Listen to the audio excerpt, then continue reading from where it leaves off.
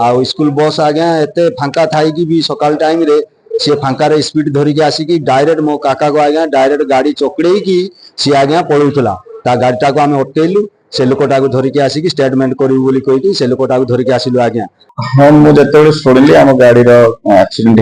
हो हॉस्पिटल को राश कली से आज्ञा को देखिली गोड़ टिके तल भागटी ये असुविधा अच्छे हॉस्पिटल पेरेंट्स मान सहित कथबार्ता पेरेंट्स के नुहति से एकुटिया संपर्क मान सहित जोगाजोग कले जहाँ औषध पत्र इत्यादि जहाँ खर्च हम मुझे विल टेक केयर तो से हिसाब से आम करुचु एक्चुअली मुझे देखी जदि इन केस ये फुलवाणी रे ट्रिटमेंट हो पारुनी जदि से रेफर करे बेरामपुर को आम देखा से विषय में किसी असुविधा हेनी आज्ञा गांधी छक मो काका कुबेर बेहरा आज्ञा चाह पीकी जस्ट आसुला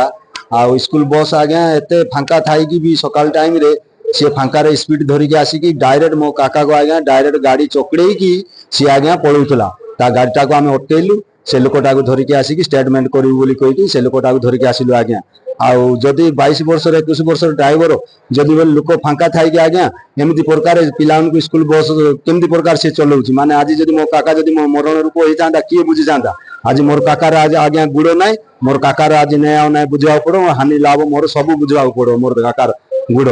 सब बुझे नचत तो आज्ञा मु केस लगे कि आज्ञा डायरेक्ट मोर काकार गुड़ मत निहाती दरकार।